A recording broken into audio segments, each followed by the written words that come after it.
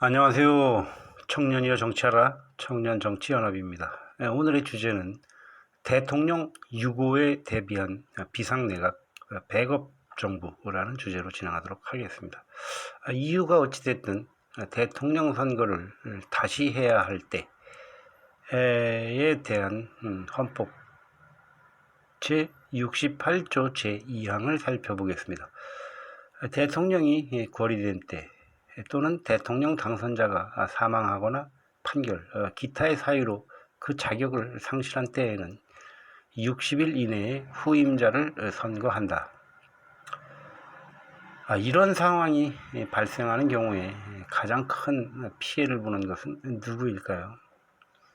나라가 뒤숭숭해질 테고 준비된 후보도 없는 상태에서 60일 이내에 선거를 치르려면 더더욱 어수선할 테니까 당연히 국민들의 피해가 가장 클 것입니다.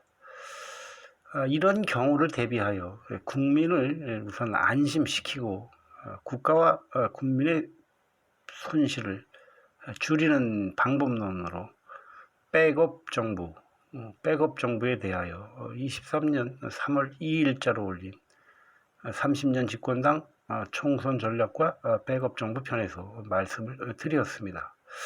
그때의 내용을 조금 더 구체화하고 현실화해서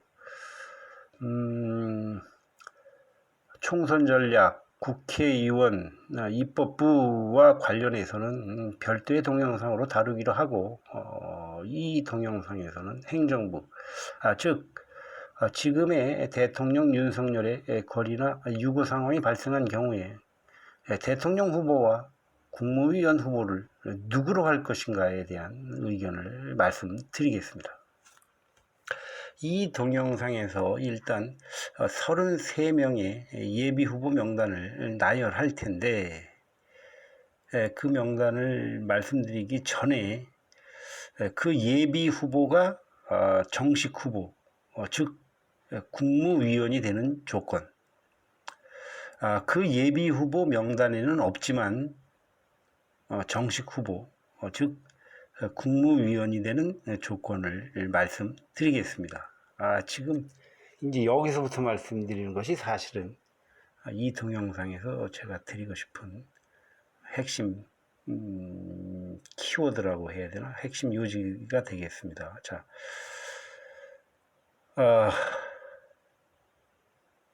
제일 먼저 33명의 예비 후보들 중에서 아무나 6명의 예비 후보로부터 추천을 받으면 정식 후보, 즉 국무위원 자격을 갖습니다.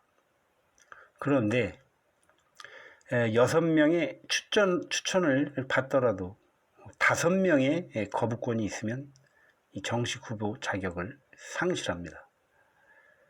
이런 경우에 또다시 다른 6명의 예비 후보로부터 추천을 받고 거부권이 5명 미만일 때까지 계속 반복하면 정식 후보, 즉 국무위원 자격을 갖습니다. 이런 식으로 국무위원을 비롯한 모든 공직 임용 자격은 6명의 동의를 얻어야 하며 거부권은 5명 미만이라야 합니다. 국무위원을 비롯한 모든 공직자의 해임도 마찬가지입니다. 6명의 동의를 얻으면 공직자를 해임 요구할 수 있습니다. 단 5명의 반대가 있으면 해임 요구는 무효가 됩니다. 다시 다른 6명의 동의를 받아서 해임을 요구하고 반대가 5명 미만일 때까지 반복하면 공직자를 해임할 수 있습니다. 이것이 이 동영상의 핵심 사항입니다. 인재들이 공직에 진출할 수 있는 기회를 무제한 개방하고 임용되는 과정의 투명성과 경쟁의 공정성을 확보하고 공직자의 해임 역시 투명하고 공정하게 이루어지고 그 결과에 승복하는 문화가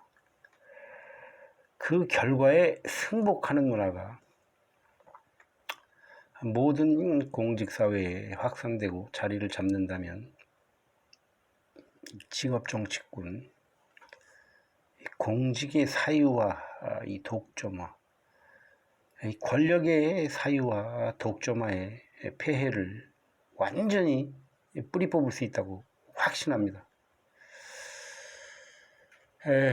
그러니까 6명의 동의와 5명의 거부, 이 의사결정 방식을 비율로 환산하면 11분의 6대 11분의 5로 약 55% 대 45%가량이 됩니다. 그러니까 50%대 50%로 양쪽으로 갈려서 대립하는 의견과 이해관계를 5%씩 대화와 설득, 이해와 양보를 통해서 얻은 의사결정 방식입니다. 이런 절차와 과정을 거쳐 인재를 발굴하고 그 결과와 책임에 승복하는 자세라면 어떤 사람이라도 저는 이 공직의 자로서의 역할을 잘 감당하리라고 확신합니다. 사람 그 개개인의 능력과 뭐 잘나고 이런 것에 관계가 있지 않고 공직은 우리 지금 많이 보셔서 아시겠지만 책임과 그 공직자로서의 그 공무의식, 공공의식, 공공마인드를 갖춘 그것이 가장 먼저라야 한다고 생각합니다. 그러니까 여기에서 제가 제시하는 33명의 예비 후보는 자신이 원하면 6명의 동의를 받아 국무위원이 될 수도 있고, 국무위원을 원치 않으면 공직을 뭐 자기는 하지 않고 뭐 사정에 따라서, 여건에 따라서 원치 않는 사람들도 많이 있으리라고 생각합니다. 공직 추천권, 공직 해임 요구권을 갖습니다. 달리 표현하면 공직에 진출하지 않고도 모든 공직에 대하여 6분의 1의 임명권과 6분의 1의 해임권을 갖습니다. 이 예비 후보뿐 아니라 이 동영상을 보시는 여러분들도 그 명단 중에서 6명을 한 계좌로 하여 추천할 수 있습니다. 그러니까 한 표 가지고 6명을 추천할 수 있는 셈이죠. 명단에 없는 인재를 추천할 수도 있으며 자기 자신을 그 6명에 끼워서 추천할 수도 있습니다. 중요한 것은 여기서는 이 달랑 한 명의 후보만 찍던 평소의 그 선거 방식에서 벗어나 복수의 그룹으로 6명을 투표하는 방식을 연습하시라고 제가 이 동영상을 올리는 것입니다. 한편 나도 국무위원 해보겠다, 정부직이나 기관장, 공기업에 좀 진출하고 돼서 국가와 국민을 위해서 봉사하고 싶은 분은 이 명단 중에서 6명으로부터 추천을 받으면 됩니다. 그러기 위해서는 그 추천받고 싶은 6명을 또 추천하고 투표하고 응원하고 이렇게 돼야 되겠죠. 그러면 그 추천받는 6분은 뭐 특별히 정치판에서 자기를 홍보하려고 막 뭐 애쓰지 않아도 자동으로 서로 그 응원과 추천을 상부상조하는 결과가 되겠죠. 대통령 후보는 이 33명의 예비 후보들이 3명씩 추천하여 3명을 선발하고 그 3명이 자기들끼리 협의해서 대통령, 국무총리, 당대표 등 역할을 분담하면 됩니다. 뭐 굳이 어느 한 사람을 대통령으로 뽑으려고 하기보다는 그 세 사람한테 그 권한을 줘서 그 세 사람이 서로 건강하게 견제하고 또 응원하고 협력하는 그런 방식을 자율적으로 할 수 있도록 하면 됩니다. 여기 이런 과정을 거쳐서 이 33명 중에 뭐 이제 몇 명이 서로 간에 추천을 받아서 될지 모르겠지만 그렇게 된다고 해서 그렇게 해서 거쳐진 인재들이 그런 방식으로 국가 경영을 할 때 지금까지 해왔던 것과 어떤 차이가 있을 것인지 여러분들이 한번 비교를 해 보시기 바랍니다. 일단 우리 들으시는 여러분께서는 매일 와서 여기다가 댓글로 투표권을 행사해 줘도 됩니다. 6명의 그룹으로 해서 하루에 한 번씩 똑같은 사람을 하든 돌아가면서 다른 사람을 하든 6명을 추천하는 연습을 한번 해보시기 바랍니다. 그리고 이것과 관련해서는 또 계속 또 몇 차례 동영상을 올려야 될 테니까 오늘은 일단 여기까지만 하겠습니다.